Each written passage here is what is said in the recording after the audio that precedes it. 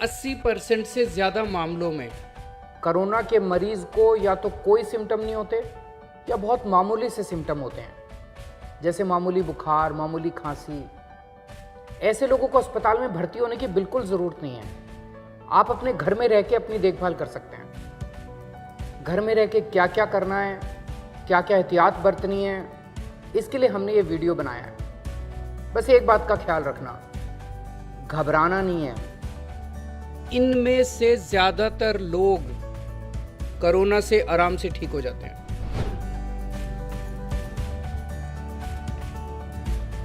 अगर आपका कोविड-19 test positive आया है तो घबराने की कोई जरूरत नहीं है। कोरोना के हल्के लक्षण वाले मरीज अपने घर पर ही होम आइसोलेशन के माध्यम से 17 दिनों में बिल्कुल ठीक हो सकते हैं। आपको होम आइसोलेशन के दौरान डॉक्टर के निर्देशों का सख्ती से पालन करना है। होम आइसोलेशन की प्रक्रिया शुरू करने से पहले इन बातों पर गौर करें। घर में कोरोना संक्रमित व्यक्ति के लिए अलग हवादार कमरा और टॉयलेट होना अनिवार्य है। यदि ऐसा नहीं है तो अपने डॉक्टर को अवश्य बताएं ताकि हम आपके लिए दिल्ली सरकार के कोविड केयर सेंटर में व्यवस्था कर सकें। कोरोना संक्रमित व्यक्ति की 24 घंटे देखभाल के लिए एक व्यक्ति का होना बेहद जरूरी है। यदि परिवार का कोई सदस्य बुजुर्ग, जिनकी उम्र 55 साल से अधिक है, या घर में कोई गर्भवती महिला या कोई गंभीर बीमारी जैसे कैंसर, एस्थमा, सांस की बीमारी, डायबिटीज, बीपी, हृदय रोग, गुर्दे की बीमारी आदि से पीड़ित सदस्य है तो मरीज के ठीक होने तक उन्हें किसी रिश्तेदार या जानकार के घर पर ठहराने की व्यवस्था करें, क्योंकि कोरोना इनके लिए हानिकारक हो सकता है। मुख्यमंत्री अरविंद केजरीवाल द्वारा नियुक्त स्वास्थ्य कार्यकर्ताओं और डॉक्टर की एक टीम मरीज के स्वास्थ्य की निगरानी के लिए प्रतिदिन कॉल करेगी। मरीज की सही जानकारी उन्हें प्रतिदिन देनी है। होम आइसोलेशन कर रहे मरीजों के लिए निर्देश। सबसे पहले मोबाइल फोन पर आरोग्य सेतु ऐप डाउनलोड करें और 24 घंटे ऐप पर नोटिफिकेशन और लोकेशन ट्रैकिंग को ऑन रखें। हमेशा ट्रिपल लेयर मेडिकल मास्क का इस्तेमाल करें और 8 घंटे उपयोग के बाद मास्क को फेंक दें। यदि मास्क गीला या गंदा हो जाता है तो इसे तुरंत बदल दें। मास्क पर 1% सोडियम हाइपोक्लोराइड सॉल्यूशन का प्रयोग कर इसे कीटाणु रहित करके एक बंद कूड़ेदान में फेंकें। 1% सोडियम हाइपोक्लोराइड सॉल्यूशन बनाने के लिए आप बाजार में मिल रहे सोडियम हाइपोक्लोराइड ब्लीच, जिसमें 3.5% क्लोरीन हो, या ब्लीचिंग पाउडर जिसमें 70% क्लोरीन हो, का प्रयोग कर सकते हैं। आप 1 लीटर सोडियम हाइपोक्लोराइड ब्लीच को 2.5 लीटर पानी में मिलाकर या 7 ग्राम ब्लीचिंग पाउडर को 1 लीटर पानी में मिलाकर ये सॉल्यूशन आसानी से घर पर बना सकते हैं। इसका प्रयोग करते वक्त ग्लव्स और मास्क का प्रयोग करें। इस सॉल्यूशन से आप घर की सफाई कर सकते हैं। साथ ही स्विच बोर्ड, खिड़कियां, चेयर, डाइनिंग टेबल, अलमारी इत्यादि को साफ करने के लिए भी इस्तेमाल कर सकते हैं। इस सॉल्यूशन का इस्तेमाल कोई भी मेटालिक सतह जैसे सिक्योरिटी लॉक, दरवाजे के हैंडल इत्यादि पर ना करें। इससे जंग लग सकता है। इन सतहों को साफ करने के लिए आप कोई भी सैनिटाइजर का प्रयोग कर सकते हैं। आप इससे शौचालय की सफाई भी कर सकते हैं। याद रहे, इस सॉल्यूशन को टॉयलेट ब्रश पर स्प्रे करके ही शौचालय की सतह को साफ करें। आप अपने लिए अलग शौचालय का ही प्रयोग करें और हमेशा फ्लश करने से पहले ढक्कन को बंद करें। कृपया कमरे की खिड़कियां हमेशा खुली रखें। होम आइसोलेशन के दौरान अपने कमरे में ही रहें, घर के अन्य कमरों में ना जाएं। दरवाजे, खिड़कियां, टेबल जैसी चीजों को छूने से बचें, जिससे घर के अन्य सदस्यों को कोरोना से संक्रमित होने का खतरा न हो। अपने हाथों को साबुन और पानी से कम 40 सेकंड तक अच्छी तरह से धोएं या उन्हें 70% अल्कोहल युक्त सैनिटाइजर से साफ करें। अपने घर के अन्य लोगों के साथ व्यक्तिगत वस्तु जैसे बर्तन, तौलिए आदि को साझा ना करें। आपके कमरे की बार बार छुए जाने वाली चीजें जैसे टेबल, दरवाजे का handle, mobile phone, computer, remote इत्यादि को 1% हाइपोक्लोराइड सॉल्यूशन या सैनिटाइजर से साफ करें। डॉक्टर द्वारा बताई गई दवाइयाँ नियमित लेते रहें। यदि आप किसी अन्य बीमारी की दवाइयाँ लेते हैं तो डॉक्टर की सलाह जरूर लें। आप रिकवरी प्रक्रिया के दौरान शराब ना पिएं और धूम्रपान ना करें। भरपूर आराम करें। शरीर में पानी की कमी ना होने दें।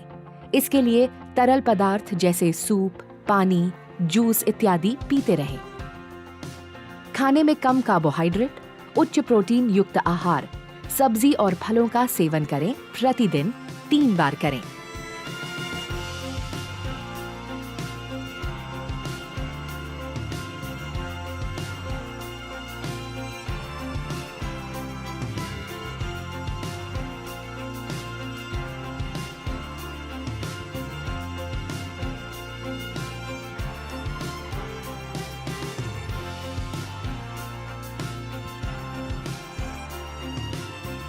याद रहे, होम क्वारंटीन की प्रक्रिया शारीरिक अलगाव है, भावनात्मक अलगाव नहीं। परिवार के सदस्यों और दोस्तों के साथ फोन व वीडियो कॉल पर संपर्क में रहें। अपने पसंदीदा शोज देखें, किताबें पढ़ें या कंप्यूटर पर गेम्स खेलें। अपने स्वास्थ्य की निगरानी स्वयं भी करें। विशेष रूप से प्रतिदिन तापमान में बढ़ोतरी या अन्य लक्षणों के दिखने पर तुरंत डॉक्टर को जानकारी दें। देखभाल कर्ता के लिए निर्देश। अपने मोबाइल फोन पर आरोग्य सेतु ऐप डाउनलोड करें और 24 घंटे ऐप पर नोटिफिकेशन और लोकेशन ट्रैकिंग को ऑन रखें। देखभाल कर्ता शारीरिक स्वस्थ हो और उसकी उम्र 24 से 50 वर्ष के बीच होनी चाहिए।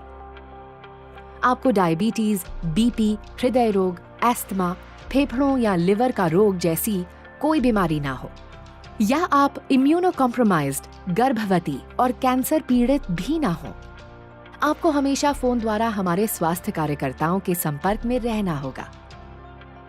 मरीज के साथ एक ही कमरे में हो तो ट्रिपल लेयर मेडिकल मास्क का प्रयोग अवश्य करें और उपयोग के दौरान मास्क के सामने वाले भाग को ना छुएं। यदि मास्क गीला या गंदा हो जाता है तो उसे तुरंत बदलें। मास्क को हमेशा पीछे से खोलें और डिसइंफेक्ट करें। मास्क को हमेशा बंद कूड़ेदान में ही फेंकें।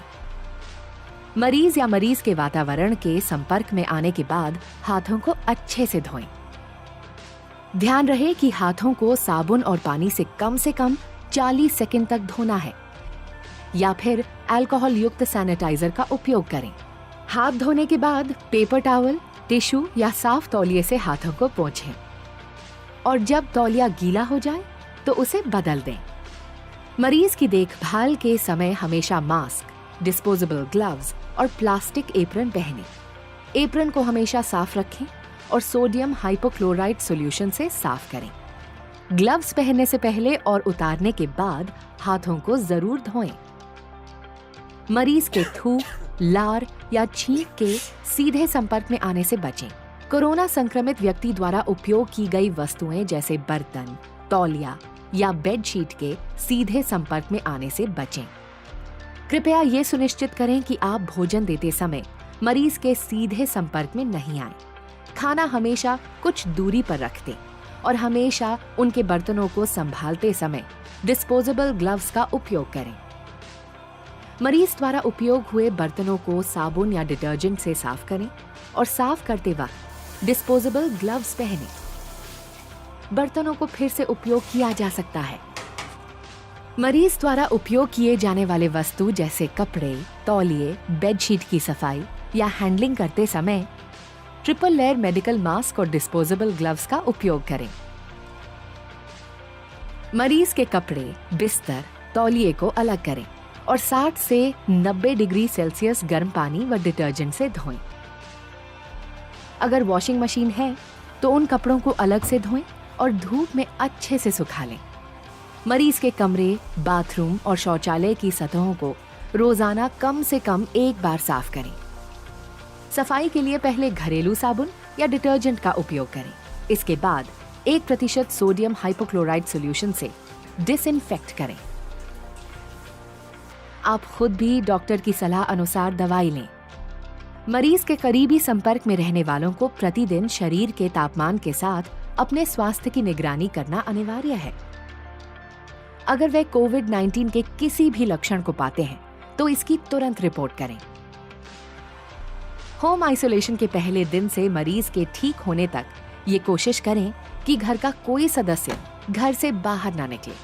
अपने रिश्तेदारों या पड़ोसियों से अनुरोध करें कि वो आपकी जरूरत की चीजें जैसे दूध, सब्जी, फल इत्यादि खरीद कर आपके दरवाजे पर रख दें। अन्यथा इन चीजों को आप होम डिलीवरी के माध्यम से भी खरीद सकते हैं। स्वयं और अपने परिवार की सुरक्षा के लिए इन नियमों का सख्ती से पालन करें। मरीज अपने स्वास्थ्य की निगरानी कैसे करें? दिन में 2 बार, सुबह और रात, या कभी आपको बुखार महसूस होता है तो स्वास्थ्य परीक्षण जरूर करें। आश्रित मरीजों के मामले में देखभाल करने वाले तापमान चेक कर सकते हैं। प्रतिदिन अपनी पल्स दिन में 2 बार 1 मिनट के लिए जांचें। मरीज या देखभाल करने वालों द्वारा पल्स की जांच के लिए अपनी तर्जनी और मध्यम उंगलियों को अपनी कलाई, अंगूठे के आधार पर रखें। 1 मिनट तक गिनें कि आप कितने बीट्स महसूस करते हैं। आप 30 सेकंड तक बीट्स गिनकर उस संख्या को 2 से भी गुणा कर सकते हैं। जांच के बाद तापमान, पल्स रेट और कोई अन्य लक्षण को एक कॉपी पर समय और तारीख के साथ नोट करें तथा मेडिकल टीम को रोजाना बताएं। अगर आपका तापमान 100 डिग्री फ़ारेनहाइट से ज्यादा या पल्स 100 बीट्स प्रति मिनट से अधिक हो तो कृपया अपने स्वास्थ्य कार्यकर्ता से तुरंत संपर्क करें। बुखार के अलावा कोविड-19 के लक्षणों के लिए सतर्क रहें। इन संकेतों के मिलते ही डॉक्टर की सलाह पर मरीज को हॉस्पिटल ले जाना पड़ सकता है। सांस लेने में कठिनाई, छाती में लगातार दर्द या दबाव, मानसिक भ्रम, होठों या चेहरे का नीला पड़ जाना, यदि उक्त लक्षण दिखें तो कृपया अपने स्वास्थ्य कार्यकर्ता से तुरंत संपर्क करें। पड़ोसियों के लिए खास निर्देश। यदि आपकी बिल्डिंग में कोई कोरोना मरीज होम आइसोलेशन में है तो बिल्कुल चिंता करने की जरूरत नहीं है। आपको सिर्फ कुछ सावधानियां बरतनी है जिससे आप अपने और अपने परिवार को कोरोना से सुरक्षित रख सकते हैं। बिल्डिंग के अक्सर छुए जाने वाले कॉमन एरियाज जैसे सीढ़ियों की रेलिंग या लिफ्ट के बटन इत्यादि को प्रतिदिन 2 बार 1% सोडियम हाइपोक्लोराइड सॉल्यूशन से सैनिटाइज करें। अगर आपके पड़ोस में कोई होम आइसोलेशन में है तो उनसे संपर्क में रहें और उनका मनोबल बढ़ाएं। जब तक वो ठीक ना हो तब तक उनकी मदद करें और उनके जरूरत का सामान दरवाजे के बाहर रख दें। पैसे की लेन देन डिजिटल पेमेंट्स द्वारा या मरीज के ठीक होने के बाद ही करें। रिकवरी प्रक्रिया और परीक्षण। होम आइसोलेशन के मरीज लक्षणों के शुरुआत के 17 दिनों के बाद और अगर 10 दिन तक बुखार न हो तो अपना होम आइसोलेशन खत्म कर सकते हैं। 17 दिनों के बाद हमारी टीम आपके लक्षणों की जांच करके आपको औपचारिक तौर पर बताएगी कि आप होम आइसोलेशन खत्म कर सकते हैं या नहीं। होम आइसोलेशन के अंत में लैब टेस्ट करवाने की जरूरत नहीं है। कृपया बताए गए सभी निर्देशों का पालन सख्ती और ईमानदारी से करें और अपने स्वास्थ्य की अच्छी देखभाल करें। हम आपके बेहतर स्वास्थ्य एवं देखभाल के लिए हर पल तत्पर हैं।